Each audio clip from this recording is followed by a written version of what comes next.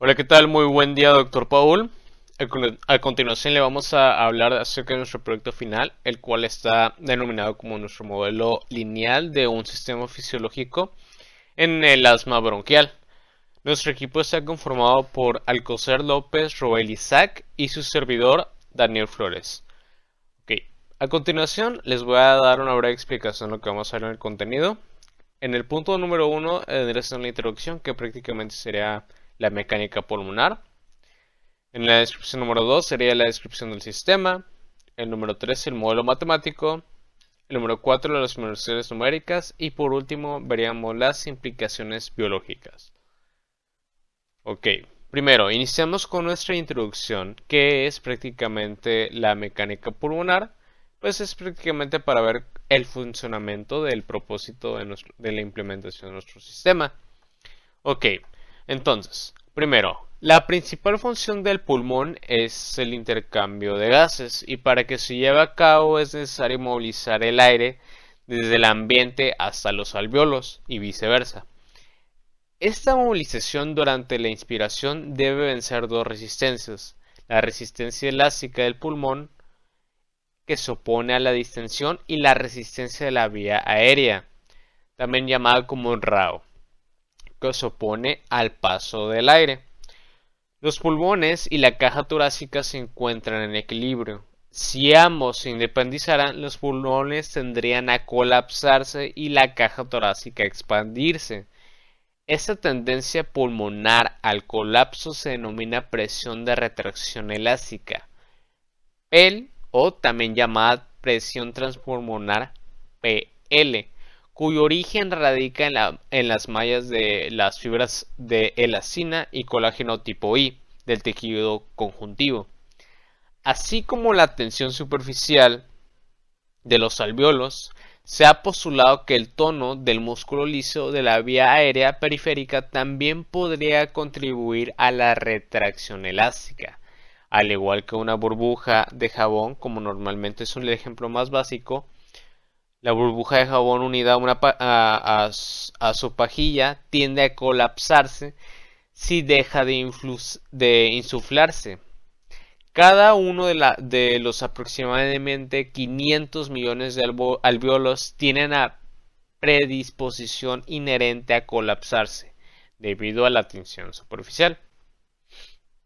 Entonces, debido a que los alvéolos y las vías aéreas intrapulmonares están rodeadas de tejido conjuntivo, las paredes de las vías aéreas son jaladas por esta presión transpulmonar expansiva, de modo que su calibre aumenta en la inspiración, facilitando el flujo de aire. Durante la expiración, el volumen de la caja torácica tiende a disminuir. En una expiración tranquila normal, el diafragma y los músculos inspiratorios se relajan y la elasticidad de la caja torácica tiende a regresar a su posición de reposo. Esto provoca compresión pasiva de los pulmones, que es favorecida por la propia retracción elástica pulmonar. Sin embargo, el flujo aéreo nuevamente debe vencer la resistencia de la vía aérea, pero ahora la resistencia es mayor, ya que la compresión pulmonar disminuye el calibre de las vías aéreas, e incluso cuando el volumen pulmonar es muy bajo tiende a cerrar por completo la vía aérea periférica, limitando el flujo expiratorio. El calibre de las vías aéreas tiene una variabilidad circadiana normal, alcanzando su menor calibre en la madrugada y el mayor a la media tarde. Estos cambios se muestran por cambios progresivos en la RAO o los flujos pulmonares. Ok, ahora vamos con el subtema número 2, que vendrá siendo la descripción del sistema. Ok, primero, tendríamos los dos casos, la persona normal y la persona con asma. Primero, en la figura que tenemos en el medio, donde dice final de expiración y final de la inspiración, esto es la representación esquemática de los cambios de la presión transpulmonar y el calibre de las vías aéreas durante el ciclo respiratorio.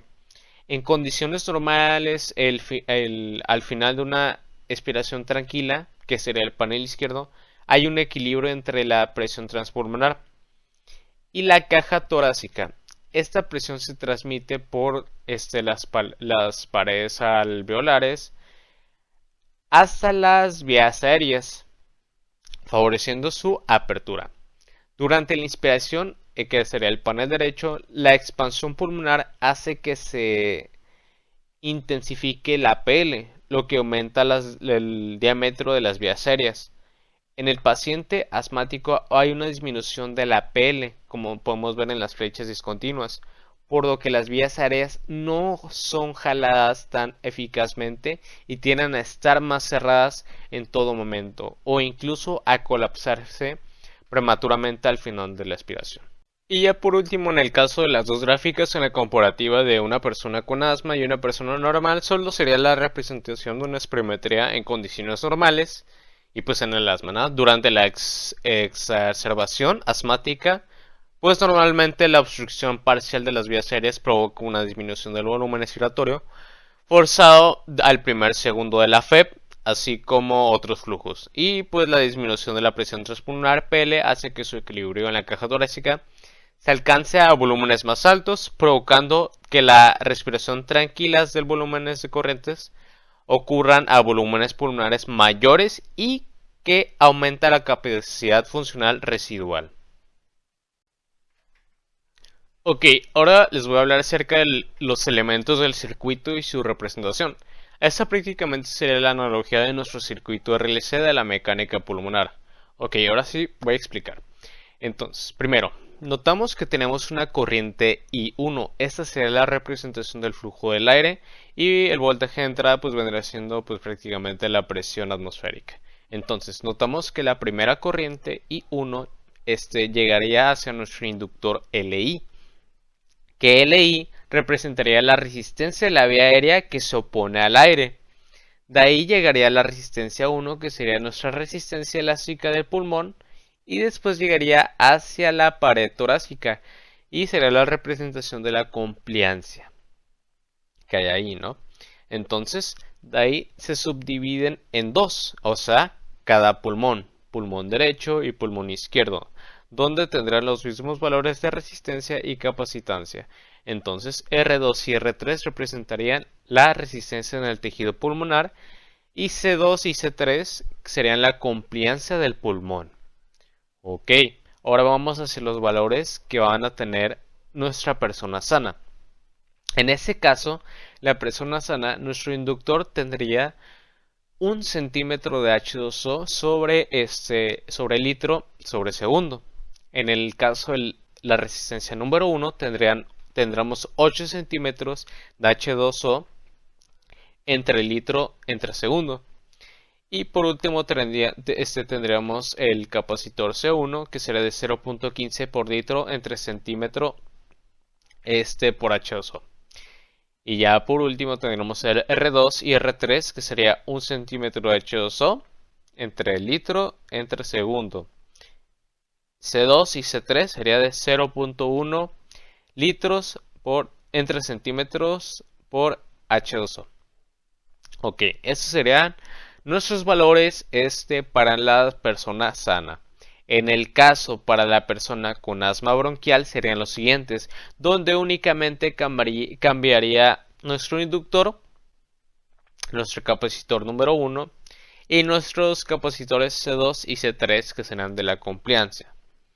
Entonces, el inductor número 1 cambiaría a 23.3 centímetros de H2O entre litro sobre segundo. Y el capacitor 1 de 0.101 litro entre centímetro por H2O. Y ya por último el capacitor 2 y 3 sería de 0.15 litros sobre centímetro por H2O. Ok, ahora vamos a pasar con nuestro modelo matemático. Para el modelo matemático vamos a tener tres ecuaciones principales.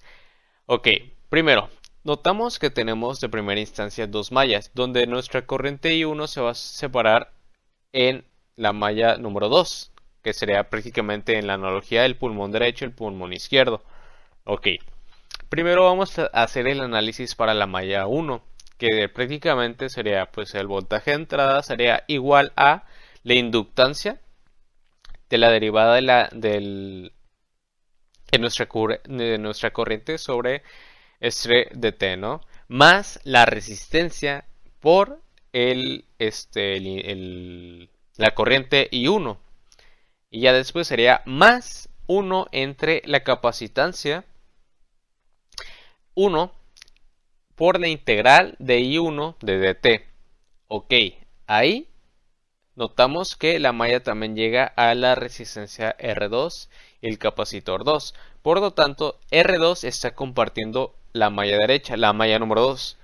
Por eso sería R2 por la corriente I1 menos la corriente I2, porque sería del lado contrario, del signo opuesto.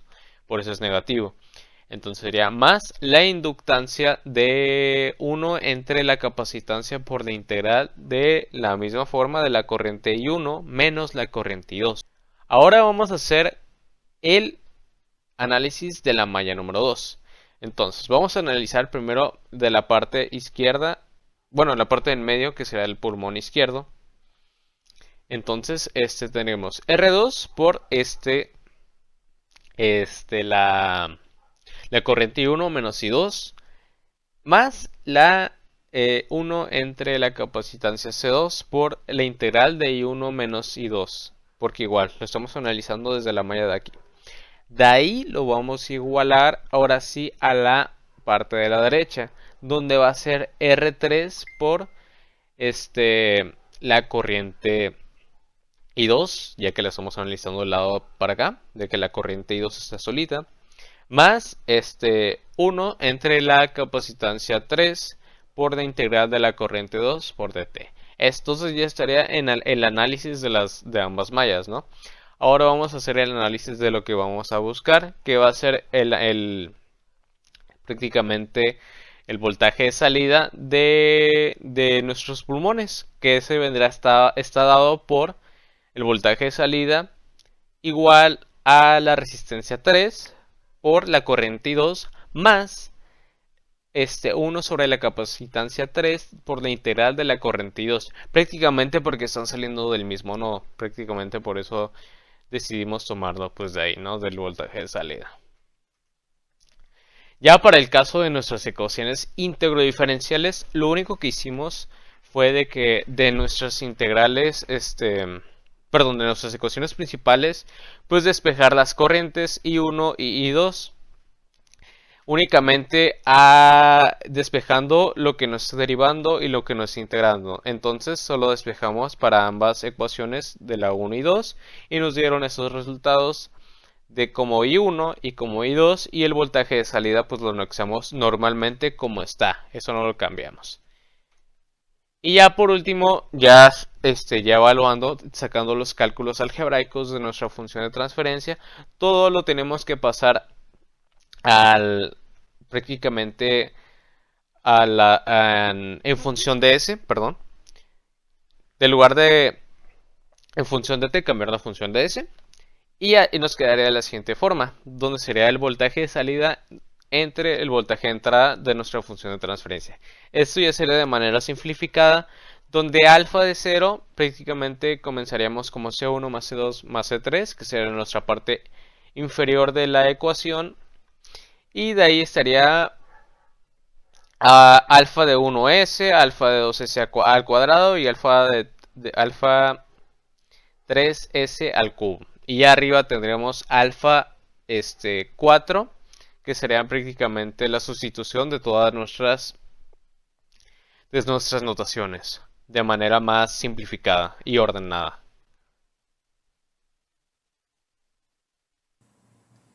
Bueno, ahora yo les voy a hablar sobre las simulaciones numéricas. Primero, para el paciente con asma se utilizó un controlador PI, ya que el resto de los controladores no nos satisfacía de la manera adecuada las variaciones de presión del paciente con asma bronquial. Lo que el controlador PI hace es que elimina el error de cambio de fase y da una respuesta similar a la del sistema con una amplitud similar a la de la presión atmosférica de una persona sana. A continuación, se muestra el diagrama de bloques de un paciente sano. En este se encuentra el modelo de ecuaciones diferenciales escritas en Simulink y son el diagrama de bloques de una persona sana sin que tenga ninguna afección en las vías respiratorias. A continuación tenemos el bloque de un paciente asmático y en este se encuentra el modelado matemático de un diagrama de bloques que nos van a indicar una afección en las vías respiratorias, ya sea que se inflamen, que se estrechen o que produzcan mayor mucosidad de la normal. A continuación tenemos nuestros datos del controlador, el cual para la P se utilizó 2.9191 y para la I se utilizó una sintonización de 1137.52.77 y tenemos aquí también nuestros tiempos de subida que fue de 0.028 segundos, nuestro tiempo de establecimiento que fue de 0.23 segundos y nuestra cima que fue de 1.05 y la estabilidad del circuito cerrado fue estable. Y como se puede ver, la señal del paciente con asma es muy similar a la señal de una persona saludable. Esto se debe al uso del controlador PI que se implementó y podemos concluir que el éxito de nuestro controlador fue muy bueno. A continuación tenemos el modelo del circuito eléctrico que se utilizó en Multisim, donde el modelo saludable está conectado directamente a la entrada de la señal, pero también hay un cable que lleva esta entrada de señal a nuestro modelo de controlador PI. Después de esto, la salida de señal pasa al modelo del circuito enfermo. Para los resultados de los lazos abiertos y lazos cerrados de la simulación multisim, los colores de la respuesta son morado, que viene siendo nuestro VDT, y el verde viene siendo el asma bronquial y el amarillo de una persona sana. Siguiendo con las implicaciones biológicas, también tenemos ahí nuestras oportunidades de mejora, como lo pueden ser que nuestra analogía sea comprobada, ya que nuestros valores quizás no fueron los más exactos, pero sentimos que si aplicamos el estudio a una persona ya real, podríamos tener otro tipo de variaciones. Entonces queremos apegarnos más a que si lo aplicamos con una persona ya tuviéramos los datos más certeros y serían nuestras oportunidades a mejorar dentro de este proyecto. Ya por último queremos dar nuestro agradecimiento al Dr. Paul Valle por su soporte brindado y el conocimiento adquirido durante el curso de modelado de sistemas fisiológicos. Podemos satisfacer los temas con facilidad y nos ha servido mucho las enseñanzas. Ya, por último, esas serían nuestras referencias y muchas gracias por su atención.